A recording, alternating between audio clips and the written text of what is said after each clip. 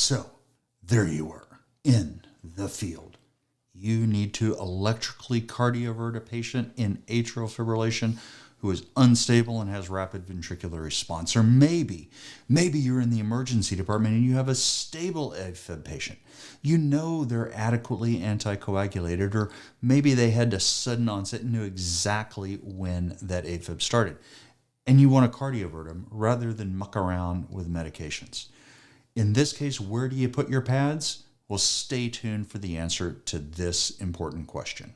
What is a lighthouse? It is a tower with a bright light at the top, located at an important or dangerous place. The main purpose of a lighthouse is to serve as a navigational aid and to warn of dangerous areas.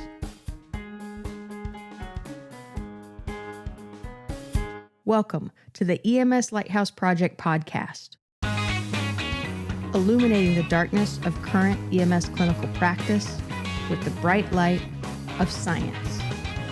Here's your host, Dr. Jeff Jarvis. Howdy, y'all. I'm Dr. Jeff Jarvis. Welcome back to the second part of our discussion on atrial fibrillation. If you missed part one, it was about a recent meta-analysis of diltiazem versus metoprolol for rate control of a-fib with RVR. You can find it on the Flight Bridge YouTube channel. So let's take a look now at the best pad placement for electrical cardioversion. In other words, where do you put the pads? This paper is a well-done randomized control trial looking at whether anterior-lateral placement is better or anterior-posterior placement is better for cardioverting atrial fibrillation. This is a Danish paper by Dr. Schmidt and Lauridsen and their colleagues, and it was published in 2021 in Circulation. This is the report of what they call the EPIC trial. Now, this is a different EPIC trial than the things that we have talked about before. That EPIC trial deals with patients with traumatic brain injury who are treated in the field, and it looks at the impact of hypotension and hypoxia and hypercapnia on outcomes. And that was the Arizona paper. We've talked about that a lot. This EPIC stands for Electrode Placement in Cardioversion. Now, the title of this paper is Anterior Lateral versus Anterior Posterior Electrode Placement for Cardioverting a-fib. Let's start with what we knew before this trial. Now, back in the days of the monophasic defibrillator, there were some studies that showed superior cardioversion back into a sinus rhythm with anterior-posterior placement. Back when I was in training, my faculty, and I'm talking about you, Dr. Bollinger, thank you very much, my faculty told me about these studies, and they told me I ought to be doing anterior-posterior placement for cardioversion, and that is absolutely what I've done since training. Well, here's a clue. We don't really use monophasic defibrillators anymore. We use biphasic defibrillators, and there is some suggestion that maybe these biphasic waveforms are a little bit different and might have a different impact when used with AP versus AL placement. There have been a couple of small studies that say, yeah, this actually is true. The biphasic is different, does need different pad placement. But unfortunately, these studies have been small and they've had conflicting results. What we really, really needed here is a well-done randomized control trial using biphasic defibrillators. And that's exactly what we have here. This was a multi-center, open-label, outcome-blinded, randomized control trial that was done at 3 Danish hospitals. This was an outpatient cardiology trial, and I really want to stress this. It's important that we understand this is not an emergency medicine or an EMS study. We have to take a close look at it and determine if we can extrapolate these results from this patient population to the patients we care for in either the emergency department or the field. Now, there were a couple of terms I threw out there that I want to define. Open label. That means that the cardiologist who was doing the cardioversion knew where the pad placement was. Why did they do that? Why didn't they blind them? Well, it was really for a pragmatic reason. It's going to be kind of hard for the cardiologist doing the zapping not to know where the pads are placed. It was, on the other hand, outcome blinded. And that means that the people who determined whether the zap worked or not were not the ones pushing the zap button. Instead, they were independent observers looking at the waveforms that were captured by the monitor. So specifically, all three centers used either a LifePak 15 or a LifePak 20.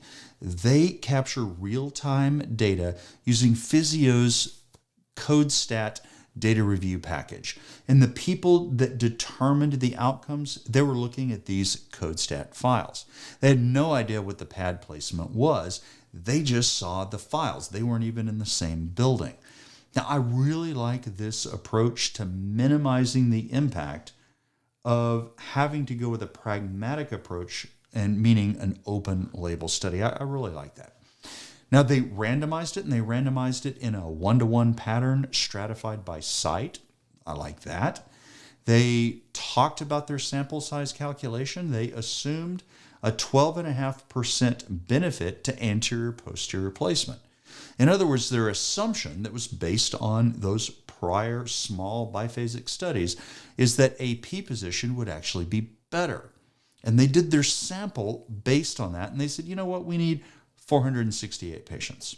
Now, as I mentioned, all shocks were done either using a LifePak 15 or a LifePak 20, and they used escalating energy settings. That means they went from 100 to 150 to 200 to 360, and that, in my opinion, is an important limitation because that's not how I practice. My practice for cardioversion of a-fib, it's pretty simple. I turn it on, and by on, I mean all the way up. I sort of go to 11, if you will. Turn it all the way up, and I hit zap for the first shock. And that's not what they did here. Maybe that'll make a difference. Maybe not. We don't know, but we do have to consider it. Now, all of these patients were sedated using Propofol. They gave them 1 milligram per kilogram right before the cardioversion. And if they needed some more sedation, say they zapped a few times and they were starting to wake up, because one of the things we like about Propofol, very short acting, if they needed more, they gave them more 20 milligram aliquots. And, you know, as an emergency physician who actually gives Propofol, which most of these cardiologists probably were not, I appreciate the fact that in a cardiology study, they actually told us how they were doing the sedation. Nice bonus point, guys. I like that. Now, since this was a prospective trial, let's take a look at their Pico question, shall we? Y'all remember Pico, right? Pico is population, intervention, control, and outcome. That is a great way of very rapidly getting to the bottom of what question this paper is trying to answer. So let's start with P. What was their population? It was adults aged 18 or greater with atrial fibrillation and RVR, and they defined RVR here as a sustained rate greater than 120. Patients also had to have been anticoagulated, and they had to have a negative TEE study showing no atrial thrombi. That's a negative transesophageal echocardiogram. So no clots to throw off and cause a stroke. That would be bad. We don't want to do that. They excluded patients that had any sort of implantable device, things like a pacemaker or a defibrillator. And they did that because that might interfere. As a matter of fact, that probably would interfere with the anterior-posterior pad placement. They wouldn't be able to really get good randomization. So they just excluded those folks. They also excluded non-AFib rhythms, things like a flutter, SVT, or VTAC. And then finally, they excluded patients who were in a fib because of undertreated hyperthyroidism.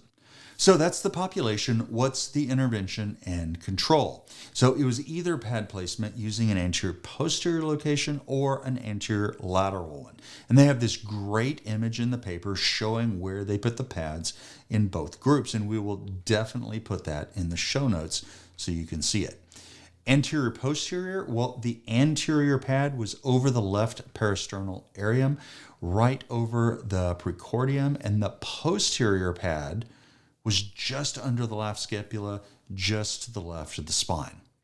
For anterior lateral placement, the anterior pad was Midclavicular, just to the right of the parasternal area, and the lateral pad, that was mid-axillary, with the center of the pad right over where the V6 electrode from a 12 lead should go. Again, take a look at the show notes for this picture. It really is a nice one and gives you a great idea of where everything was. All right, what was the outcome? So the primary outcome was the proportion of patients that got converted to a sinus rhythm 1 minute after the first shock. Some of their secondary outcomes, they looked at the proportion in sinus rhythm after 4 shocks, as well as what rhythm they're in at the time of discharge. Finally, they looked at adverse events, meaning hemodynamically unstable bradycardia or tachydysrhythmia, as well as asystole. And then they looked at the ouchies. They looked at patient discomfort or skin burning. And as an aside, if you are not old enough to have ever actually used paddles and maybe forgotten to Johnny and Roy lube these things up and gone and done some zapping and smelled some burnt flesh, well, number one, good for you and good for your patients, but you'll definitely understand why they wanted to look at skin burning. I still get a little gagging in the back of my throat every time I even think about that smell. All right, so they ended up with 2 groups, like you would expect. One had 234 patients, the other 233, and they used an intention to treat analysis. That's great, Jeff. Get to the results. Well, they found that 54% of patients were in sinus rhythm after that first shock using the anterior lateral position, and that is compared to 33% using the anterior posterior. Now, that comes out to a risk ratio adjusted for sex, obesity, and whether this was an initial or recurrent episode of a-fib to 1.69. That means there is a 69% increased risk of being in a sinus rhythm with anterior lateral placement versus anterior posterior. Now, they also calculated a number needed to treat, and we love the number needed to treat. What does that mean? That means you have to cardiovert 5 patients with an anterior lateral as opposed to anterior posterior placement to get 1 additional patient back into sinus rhythm. Now, a number needed to treat a 5, that's actually really good. So to put that in perspective, let's talk STEMI, shall we? How many patients do you have to give aspirin to who are having a STEMI to save 1 extra life? Well, the answer is 42. So the number needed to treat is 42. We all love us some aspirin and STEMIs. Everybody agrees that it's good. So if that's good and 42 is sufficient, then 5 must be really good. Well, what about conversion after the 4th shock? So cumulative conversion rate, even up to 4 shocks. Well, they found that in anterior lateral position, 93% of those patients were back in sinus rhythm compared to 85 using the anterior posterior placement. That gave us an adjusted risk reduction of 1.1 and a number needed to treat of 14. Now, they ran lots of sensitivity analyses. These are things that are done to take your data and do a little slicing and dicing and make sure that different subgroups would not have different results. Now, they looked for differences between men and women, between obese and non-obese, between initial and recurrent episodes of a-fib. No difference in the overall outcome, and we like that. If your sensitivity analysis showed the same results as your primary analysis, that's good. It gives you more confidence in the results. As with all papers, there were some limitations, and let's talk about those limitations. First, there was only 1 manufacturer defibrillator here. That was the Physio LifePak 15 or 20. Maybe the results would have been different with a different manufacturer or maybe a different biphasic waveform pattern. I doubt it, but maybe. Next up, they used escalating energy doses, 100, 150, 200, 360. Maybe the results would have been different, maybe better with anterior posterior if you just start off at the maximal energy setting with a first shock. Again, maybe.